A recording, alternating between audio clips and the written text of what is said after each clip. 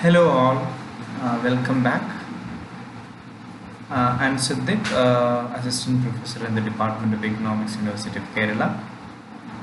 Today I'm going to continue with the lectures which I had given yesterday on public good and the other aspects of prisoner's dilemma as well as altruism. Today what I'm going to speak is public good contribution and peer punishment.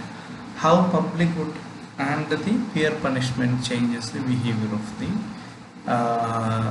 individual. And we in the lecture I would be concentrating on the book which we referred in the last lecture also, the core economics book. In that we have actually chapter 4.17 is the concentrated lecture today. In that they had conducted an experiment, and this talk is based on that experiment. I will also explain in Malayalam at the end. So what is actually this all about? An experiment demonstrates that people can sustain high level of cooperation in a public good game as long as they have opportunity to target free riders. Once it becomes clear who is contributing less than the norm. So if that is the case, then the result of laboratory experiments that mimic the cost and benefit from contribution to a public good in the real world is different. So the experiment were conducted in cities around the world. In each experiment, participants play 10 rounds of public good game, similar to one involved in the yesterday's lecture, that is Kim and the other 4 people and other farmers that we just described. In each round, the people in the experiment, we call them subjects, are given 200 rupees, and they are randomly sorted into small groups, typically of 4 people who don't know each other, and they are asked to decide on a contribution from their 200 rupees to a common pool of money. The pool is a public good. For every dollar contributed, each person in the group receives 40 rupees worth of benefit. That includes the contributors. Okay, so if this is the thing, then imagine that you are playing the game and you are expect the other 3 members of your group each to contribute 100 rupees. So then if you don't contribute, you will get 320 rupees benefit. Why this 320 rupees?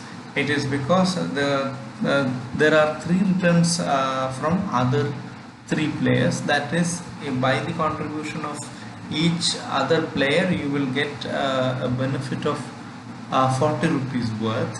Okay, 40 rupees worth from their contribution, plus the initial 200 rupees which is your initial investment or whatever. So other have paid then 100 rupees, so they only get 320 minus 100 which they spent, which is equal to 220 rupees each. So on the other hand, if you also contribute 100 rupees, then everyone including you will get only this 220 plus 40, which is equal to 260 rupees. Unfortunately for the group, you do better by not contributing. That is because the reward for free riding, which is what is called the free riding cost, normally is greater.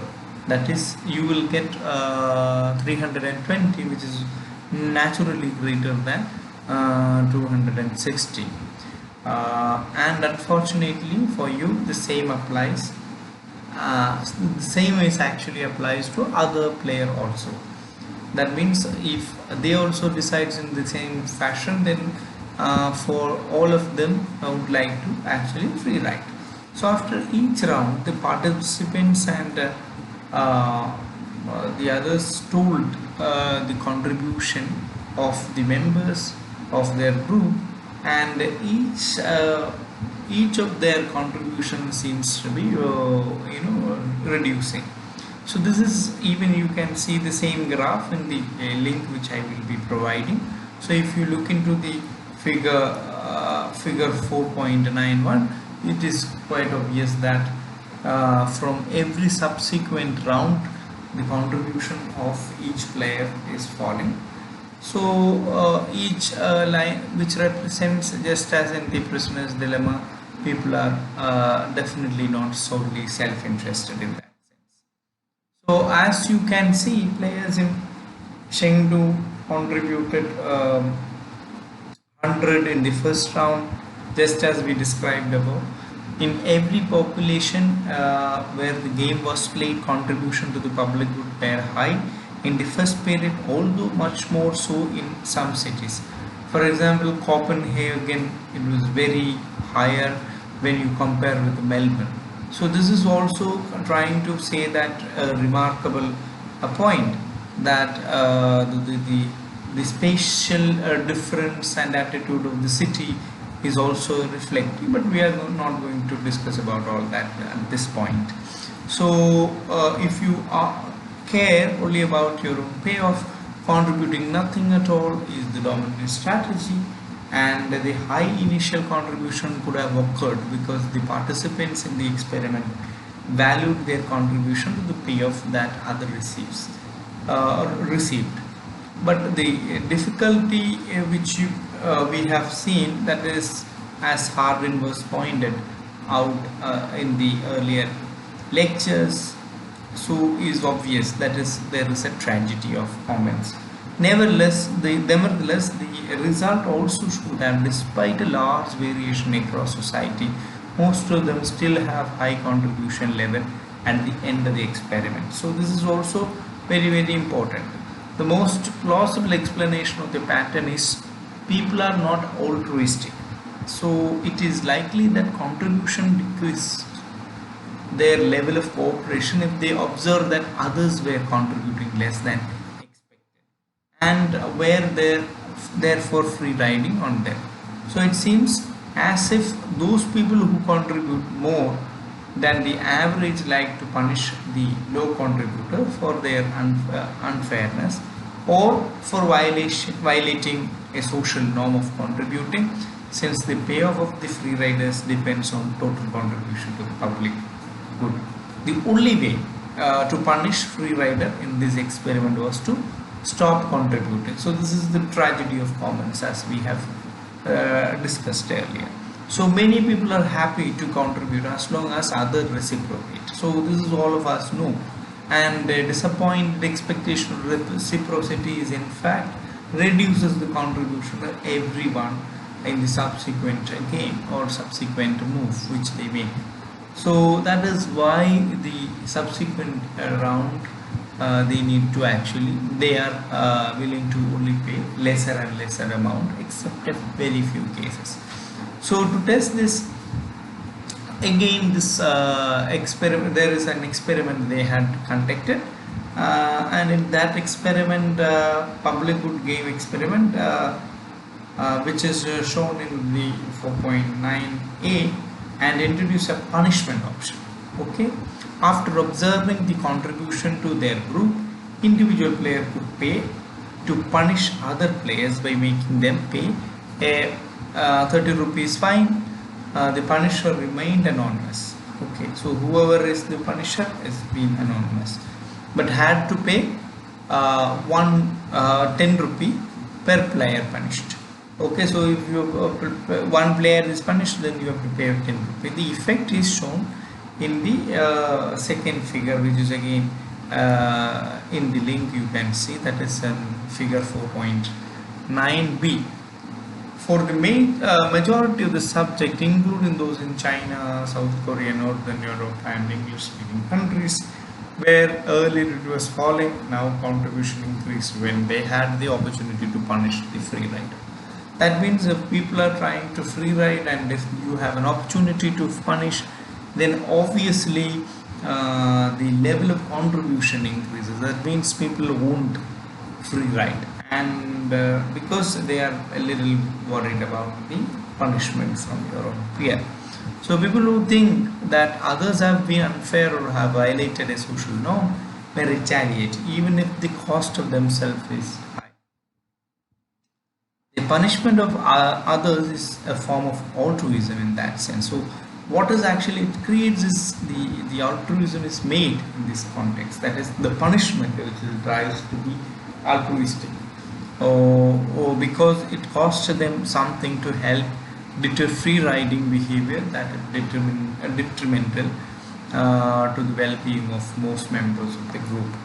So this experiment illustrates that the way that even a large group of people, a combination of repeated interaction and a social preference, can support high level contribution to the public good.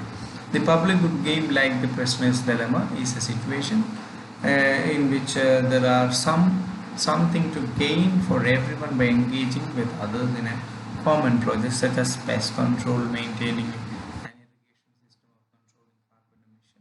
But there are also something to lose when others free ride. So this is what is actually this particular theme is basically emphasizing on.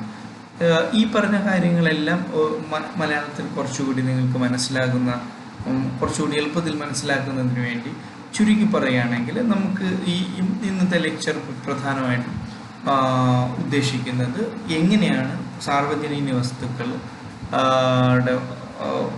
ഉൽപാദനം, അല്ലെങ്കിൽ എങ്ങനെ നമുക്ക് സാർവജനീന വസ്തുക്കളെ നിലനിർത്താൻ കഴിയും.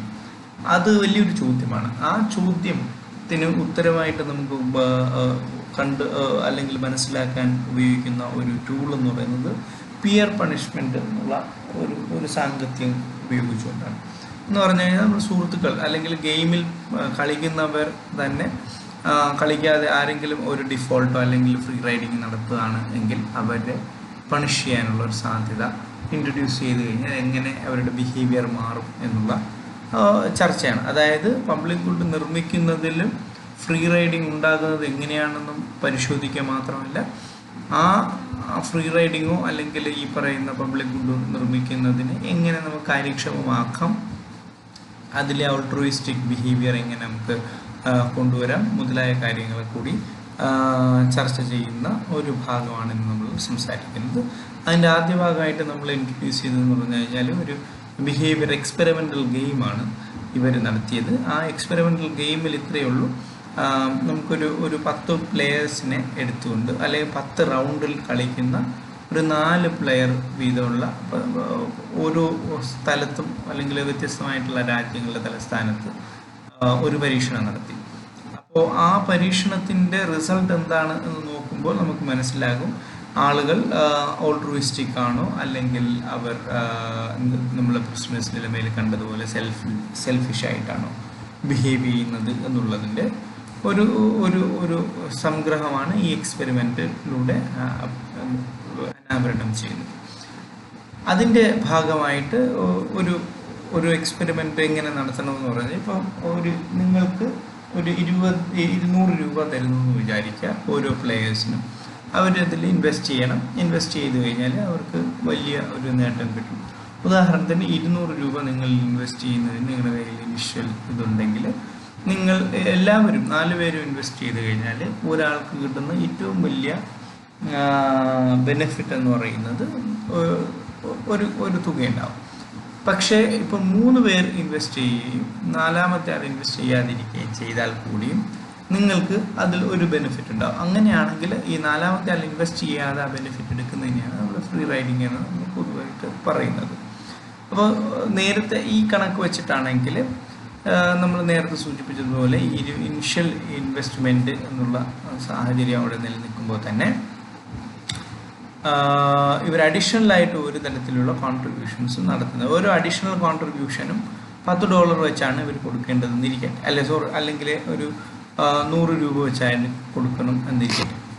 അങ്ങനെയാണെങ്കിൽ ഇപ്പോൾ 3 പേര് 100 രൂപ വെച്ച് കൊടുത്തു കഴിഞ്ഞാൽ ആ 3 പേരുടെ 100 രൂപേൻ്റെ 0.4% അവരുടെ ബെനിഫിറ്റ് മറ്റൊരാൾക്ക് കിട്ടുന്നത് എന്നിരിക്കട്ടെ. അപ്പോൾ ആ ഒരു ഹൈപ്പോത്തറ്റിക്കൽ കണ്ടീഷൻ ആണെങ്കിൽ സ്വാഭാവികമായിട്ടും ഈ വ്യക്തിക്ക്, ഈ കോൺട്രിബ്യൂട്ട് ചെയ്യാത്ത ആൾക്ക് അദ്ദേഹത്തിൻ്റെ 200 രൂപയും പ്ലസ് ബാക്കിയുള്ളവരിൽ നിന്നും ബാക്കി 3 പേരിൽ നിന്നും കിട്ടുന്ന 40 രൂപ വെച്ച് മൊത്തത്തിൽ 320 രൂപയാണ് അദ്ദേഹത്തിന് കിട്ടുന്ന മൊത്തം ബെനിഫിറ്റ്. നേരെ മറിച്ച് അദ്ദേഹം മറ്റുള്ളവർക്ക് ആ കളിയിലുള്ള ബാക്കിയുള്ളവർക്ക് കിട്ടുന്നതെന്ന് പറയുന്നത് അവർക്ക് ഈ കിട്ടുന്ന 32, എല്ലാ വ്യക്തിക്കും 32 ആയിരിക്കണമല്ലോ അങ്ങനെയാണെങ്കിൽ കിട്ടുന്നത്. അപ്പം 32 മൈനസ് മറ്റുള്ളവർ 10 രൂപ വെച്ച് ചിലവാക്കുകയാണെങ്കിൽ 100 രൂപ വെച്ച് ചിലവാക്കുകയാണെങ്കിൽ അത് കുറച്ചുള്ള ഒരു തുകയായിരിക്കും ബാക്കിയുള്ളവർക്ക് കിട്ടുന്നത്. അതായത് 220 രൂപയായിരിക്കും ബാക്കിയുള്ളവർക്ക് ലഭിക്കുന്നത്. അപ്പോൾ ഈ 220 രൂപ ലഭിക്കുന്നതും 320 രൂപ ലഭിക്കുന്നതും തമ്മിൽ വലിയ വ്യത്യാസമുണ്ട്. അതുകൊണ്ട് തന്നെ ഇനി നിങ്ങൾ ചിലവാക്കാൻ ശ്രമിച്ചു കഴിഞ്ഞാൽ, നിങ്ങൾ ചിലവാക്കിയാൽ നിങ്ങൾക്ക് അഡീഷണൽ ആയിട്ട് കിട്ടുന്നത് നിങ്ങൾ 10 രൂപ നഷ്ടപ്പെടും, എന്നാൽ നിങ്ങൾക്ക് 4 രൂപ ഗെയിൻ ചെയ്യാൻ പറ്റും. അങ്ങനെയാണെങ്കിൽ നിങ്ങൾക്ക് കിട്ടുന്ന മൊത്തം എന്ന് പറയുന്നത് 220 പ്ലസ് 40, അതായത് 260 രൂപയാണ് പരമാവധി നിങ്ങളും കൂടി ചിലവാക്കിയാൽ എല്ലാവർക്കും കിട്ടുന്ന പരമാവധി ലാഭം അല്ലെങ്കിൽ ഗെയിൻ എന്ന് നമുക്ക് പറയാനാണ്. അങ്ങനെ ആകുമ്പോൾ നമ്മൾ പരിശോധിച്ചാൽ മനസ്സിലാക്കുന്നത് ഫ്രീ റൈഡ് ചെയ്താൽ കിട്ടുന്ന ബെനിഫിറ്റാണ് നിങ്ങൾ എത്രത്തോളം പൈസ ചിലവാക്കിയാൽ പോലും കിട്ടുന്നത് എന്നുള്ളതാണ്. അതായത് 320 എന്നുള്ള സംഖ്യ നാച്ചുറലി 260 രൂപ എന്നുള്ള സംഖ്യയെക്കാളും വലുതായതുകൊണ്ട് തന്നെ നിങ്ങൾ ഓരോരുത്തരും ഫ്രീ റൈഡ് ചെയ്യാനുള്ള സാധ്യത ഉണ്ടാകും. തത്വത്തിൽ എന്താണ് സംഭവിക്കുക എന്ന് പറഞ്ഞാൽ ആ കമ്മോഡിറ്റി തന്നെ ഇല്ലാതാകുന്ന ഒരു സാഹചര്യമാണ് ഉണ്ടാകുന്നത്. അത് തന്നെയാണ് നമ്മൾ ട്രാജഡി ഓഫ് കോമൺസ് എന്ന് ഗാരറ്റ് ഹാർഡിൻ്റെ പ്രസ്താവനയുടെ പശ്ചാത്തലത്തിൽ നമ്മളെല്ലാം ഇന്നലെയും മുൻ ലെക്ചറുകളിലും ഒക്കെ നമ്മൾ പ്രതിപാദിക്കുകയുണ്ടായത്. ഇതിന് എങ്ങനെ പരിഹാരം കണ്ടെത്താം എന്നുള്ളതാണ് അടുത്ത പ്രധാനപ്പെട്ട ചോദ്യം. അപ്പോൾ അത് നമ്മൾ പരിഹരിക്കുന്നതിന് വേണ്ടി നമ്മൾ ഒരു പണിഷ്മെൻറ്റ് ഈ കളിക്കുന്നവർ തമ്മിൽ തന്നെ ഏർപ്പെടുത്തിയാൽ, അല്ലെങ്കിൽ ഡിഫോൾട്ട് ചെയ്യുന്നവർ ഉണ്ടെങ്കിൽ ആ ഡിഫോൾട്ട് ചെയ്യുന്ന ആളുകൾ എങ്ങനെയാണ് ആ ഡിഫോൾട്ടിനെ തടയാൻ പറ്റുക എന്നുള്ളതുമായിട്ട് ബന്ധപ്പെട്ടിട്ടാണ് ഈ ഒരു ഇത് വരുന്നത്. അതിന് മുമ്പ് ഒരു കാര്യം കൂടി പറയാനുണ്ട്. ഈ എക്സ്പെരിമെൻ്റ് നമ്മൾ പരിശോധിച്ചതിൻ്റെ ഭാഗമായിട്ട് ബെനിഫിറ്റ് കൂടുതലാണ് ഫ്രീ റൈഡിങ്ങിൽ എന്നുള്ളത് മാത്രമല്ല, ഈ റിപ്പീറ്റഡ് ആയിട്ടുള്ള ഈ പറയുന്ന ഗെയിമിൽ കിട്ടിയ റിസൾട്ട് എന്ന് പറയുന്നത് മിക്കവാറും എല്ലാ എക്സ്പെരിമെൻ്റ് നടത്തിയ സ്ഥലങ്ങളിലും ഓരോ സ്റ്റേജ് കഴിയും തോറും അവരുടെ കോൺട്രിബ്യൂഷൻ ഗ്രാജുവലി കുറഞ്ഞു വരുന്നതായിട്ടാണ് കാണാൻ സാധിക്കുന്നത്.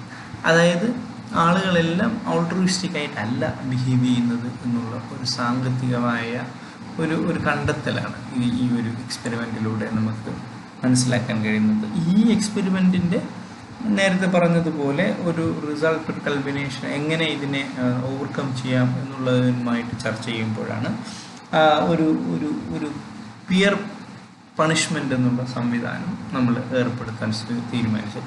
അപ്പോൾ എങ്ങനെയാണ് ബിഹേവിയർ മാറുന്നതെന്ന് നമുക്ക് നോക്കാം.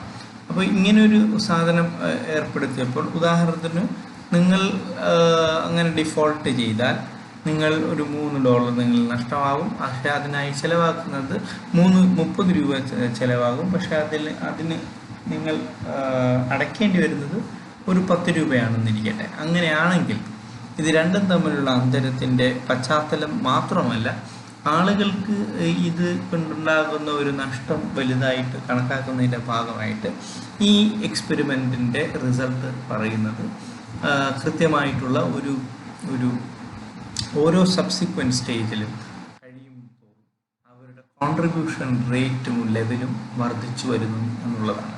അപ്പോൾ ഇത് യഥാർത്ഥത്തിൽ പുതിയ ഒരു ബിഹേവിയറാണ് ആളുകൾ. ഈ പിയർ പണിഷ്മെൻ്റ് എന്ന് പറയുന്ന സാങ്കത്യം നമ്മൾ ഇൻട്രൊഡ്യൂസ് ചെയ്തപ്പോൾ സംഭവിച്ചത് എന്താണ്? ആളുകളുടെ ബിഹേവിയറിൽ തന്നെ വലിയ മാറ്റം ഉണ്ടാകുകയും ആളുകൾ കൂടുതൽ ഓൾട്രുയിസ്റ്റിക് ആയിട്ട് പെരുമാറാൻ തുടങ്ങുകയും ചെയ്യുന്ന ഒരു സാഹചര്യമാണ് ഈ എക്സ്പെരിമെൻറ്റിലൂടെ നമുക്ക് മനസ്സിലാക്കാൻ കഴിയുന്നത്. അതിന് ഫിഗർ പരിശോധിക്കാവുന്നതാണ്.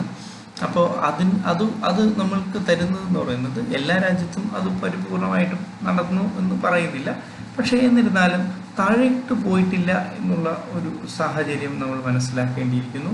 കാരണം ആളുകൾ ചില രാജ്യങ്ങൾ എന്തായാലും 15-നും 16, 17 രൂപ വരെ 160 രൂപ വരെ 200-ൽ 160 രൂപ വരെ കോൺട്രിബ്യൂട്ട് ചെയ്യാൻ തയ്യാറാണ്. ചില രാജ്യങ്ങൾ 5 വളരെ കുറഞ്ഞ എമൗണ്ട് മാത്രം ഇൻവെസ്റ്റ് ചെയ്യാം. സോ ആ വേരിയേഷൻ അവിടെ നിലനിൽക്കുമ്പോൾ തന്നെ ജനങ്ങളുടെ ഒരു പൊതുവായിട്ടുള്ള ഒരു ഒരു ഒരു ബിഹേവിയറൽ ചേഞ്ച്, അവരുടെ സ്വഭാവത്തിൽ വലിയ തരത്തിലുള്ള ഒരു മാറ്റം കൊണ്ടുവരുവാൻ ഈ പ്രത്യേക സാഹചര്യത്തിൽ അല്ലെങ്കിൽ ഈ എക്സ്പെരിമെൻറ്റിലൂടെ നമുക്ക് മനസ്സിലാക്കാൻ കഴിയുന്നതാണ്. അതുവഴി നമുക്ക് മനസ്സിലാക്കാൻ കഴിയുന്നത് ഈ പബ്ലിക് ഗുഡ് നിലനിർത്തുവാൻ ഇത്തരത്തിലുള്ള പണിഷ്മെൻറ്റോ ഇത്തരത്തിലുള്ള ഏതെങ്കിലും ട്വീക്കിംഗ് വളരെ പ്രധാനമാണ്. അപ്പോൾ ഇത് നമുക്ക് മനസ്സിലാക്കുമ്പോഴാണ് നമ്മൾ പറയുന്നത് പബ്ലിക് സംവിധാനം നമ്മൾ ഉപയോഗിക്കുമ്പോൾ എങ്ങനെയാണ് പബ്ലിക് സംവിധാനങ്ങളുടെ കാര്യക്ഷമത അല്ലെങ്കിൽ പബ്ലിക് സംവിധാനം ഉപയോഗപ്രദമാണോ എന്നുള്ളതിൻ്റെ ഏറ്റവും വലിയ തെളിവാണ് നമ്മൾ ഇന്നലെ പറഞ്ഞതുപോലെ നമ്മളിപ്പോൾ ഈ നേരിടുന്ന ഈ സാമൂഹിക പ്രശ്നത്തിൻ്റെ അല്ലെങ്കിൽ ഒരു ആരോഗ്യ പ്രശ്നത്തിൻ്റെ പശ്ചാത്തലത്തിൽ എല്ലാവർക്കും മനസ്സിലാക്കാൻ കഴിയുന്നത് നമുക്ക് ഏതെങ്കിലും തരത്തിൽ റെസിസ്റ്റ് ചെയ്യാൻ കഴിയുന്നത് ഇതിൻ്റെ ആവശ്യം ഉണ്ട് എന്നുള്ളത്. അതുകൊണ്ട് തന്നെ ഇത് എങ്ങനെ നിലനിർത്താം എന്നുള്ളതിൻ്റെ ഒരു പശ്ചാത്തലം കൂടിയാണ് യഥാർത്ഥത്തിൽ ഈ എക്സ്പെരിമെൻ്റ് നമ്മളിൽ തരുന്നത്. അപ്പോൾ നമ്മൾ പിയർ പ്രഷർ അല്ലെങ്കിൽ പിയർ പണിഷ്മെൻ്റ് എന്നുള്ള ഒരു സാങ്കേതികം ഇല്ലെങ്കിൽ സാർവജനീന വസ്തുക്കൾ ഉണ്ടാകില്ല. ഉണ്ടായാൽ അത് നിലനിൽക്കില്ല, അധികകാലം പോവില്ല, അത് തകർന്ന് തരിപ്പണമാകും എന്നുള്ളതാണ് മൊത്തത്തിലുള്ള ഒരു അണ്ടർസ്റ്റാൻഡിങ്. അപ്പോൾ സാർവജനീന വസ്തുക്കളെ നിലനിർത്തുന്നതിന് വേണ്ടി നമ്മൾ തന്നെ സ്വയം നവീകരിക്കപ്പെടുകയോ അല്ലെങ്കിൽ സ്വയം വിമർശനപരമായിട്ടോ അല്ലെങ്കിൽ കൃത്യമായിട്ടുള്ള ഒരു കോസ്റ്റ് നമ്മൾ അതിൽ ഡിഫോൾട്ട് ചെയ്താൽ കൊണ്ടുവന്നാൽ മാത്രമേ ഇത്തരം പ്രശ്നങ്ങൾ പരിഹരിക്കാനും അതനുസരിച്ചിട്ട് പബ്ലിക് സംവിധാനം ഗുഡ്സിൻ്റെ അവൈലബിലിറ്റി നിലനിർത്താനും കഴിയുമെന്നുള്ളതാണ്. അങ്ങനെയാണെങ്കിൽ ബിസിനസ് ഡെലമ പോലുള്ളതിൽ നിന്നും വ്യത്യസ്തമായിട്ടുള്ള ഓൾട്രിസ്റ്റിക് ആയിട്ടുള്ള ഒരു ബിഹേവിയർ കൊണ്ടുവരാൻ കഴിയും. അല്ലെങ്കിൽ പബ്ലിക് ഗുഡിൻ്റെ കാര്യത്തിൽ ബിസിനസ് ഡെലമേനേക്കാളും അതായത് ട്രാജഡി ഓഫ് കോമൺസ് പോലുള്ള ഒരു റിസൾട്ടിലേക്കായിരിക്കും ഈ സാഹചര്യം വഴിതെളിക്കുന്നത് എന്നുള്ളതാണ് ഈ ടോപ്പിക്കുമായിട്ട് ബന്ധപ്പെട്ട് നമുക്ക് പറയാനുള്ളത്. കൂടുതൽ വിശദീകരണത്തിനും പഠനത്തിനും നിങ്ങൾക്ക് കൃത്യമായിട്ടും ഈ ലിങ്ക് പരിശോധിക്കാവുന്നതാണ്. ലിങ്കിൻ്റെ ലിങ്കിലൂടെ നിങ്ങൾക്ക് കൃത്യമായിട്ടും ഗ്രാഫും ഇൻഫോഗ്രാഫിക്സും ഒക്കെ കിട്ടുന്നുണ്ട്. നിങ്ങളത് കൂടുതൽ